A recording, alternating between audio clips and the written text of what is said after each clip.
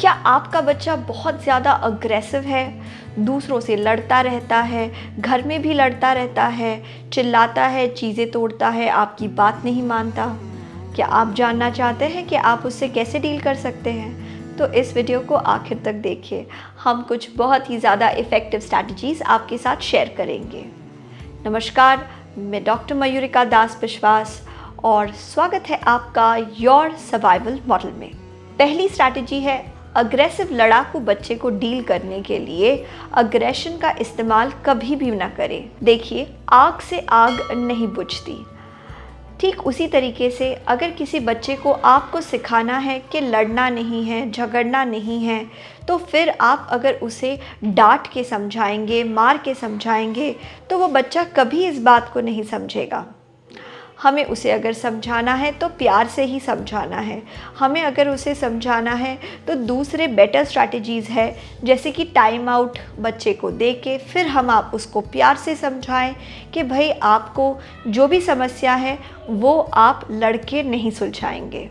कई बार बच्चे झगड़ालू इसलिए बन जाते हैं, अग्रेसिव इसलिए बन जाते हैं क्योंकि उनको कोई बेटर तरीका पता ही नहीं है। वो नहीं जानते कि अपने गुस्से को कैसे एक्सप्रेस कर सकते हैं ताकि उनका काम भी बन जाए और दूसरे को तकलीफ़ भी नहीं हो।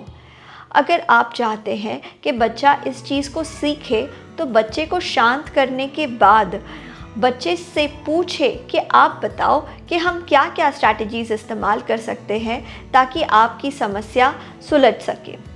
बच्चे को ये सवाल पूछने से शायद बच्चा जवाब नहीं दे पाए, लेकिन बच्चा सोचेगा तो ज़रूर। धीरे धीरे आप नोटिस करेंगे, जब आप ये सवाल को दोहराएंगे, बच्चा कोई ना कोई जवाब देने ही लगेगा। बच्चा शायद ऐसे जवाब देगा कि आप उसको समझा दो तो फिर मैं गुस्सा नहीं करूँगा, मुझे जो चाहिए वो आप मुझे दे दो तो फिर मैं गुस्सा नहीं करूँगा। शायद बच्चे के सल्यूशंस अच्छे सल्यूशंस नहीं हो, लेकिन फिर भी अगर आप बच्चे को समझाएंगे और पूछेंगे कि अपनी स्ट्रैटेजीज़ बताओ, तो बच्चा ज़रूर आपको बढ़िया स्ट्रैटेजीज़ बता पाएगा। बच्चे के साथ पॉजिटिव लेबल्स का इस्तेमाल करें। बार बार उसे कहे कि तुम तो बड़े शांत इंसान हो। उसे बार बार कहें कि तुम बहुत फ्रेंडली बच्चे हो, तुम बहुत पेशेंट बच्चे हो।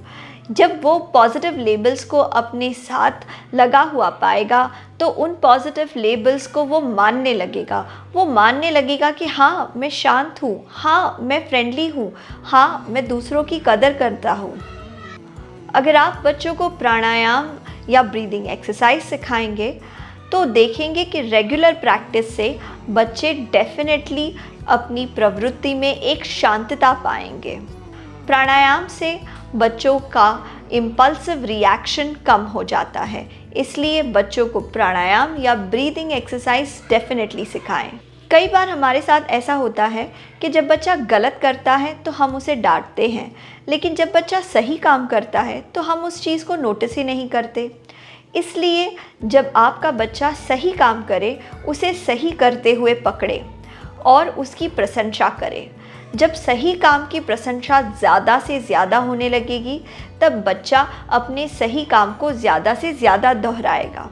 बच्चे को इंस्पिरेशनल कहानियाँ सुनाएं, महावीर की, गौतम बुद्ध की, ऐसी कहानियाँ सुनाएं जिसमें लोग दिक्कत से गुजरे हों और फिर भी उन्होंने वायलेंस का इस्तेमाल नहीं किया।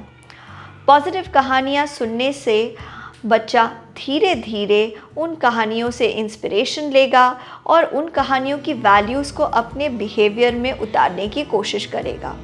ये चीज़ एक रात में नहीं होगी, कुछ दिनों में नहीं होगी, लेकिन आपको नॉन वायलेंट लीडर्स की कहानियाँ बच्चे को सुनाते ही रहना पड़ेगा। आप नोटिस करेंगे इसका बच्चे की पर्सनालिटी पे एक गहरा और पॉजिटिव प्रभाव पड़ेगा।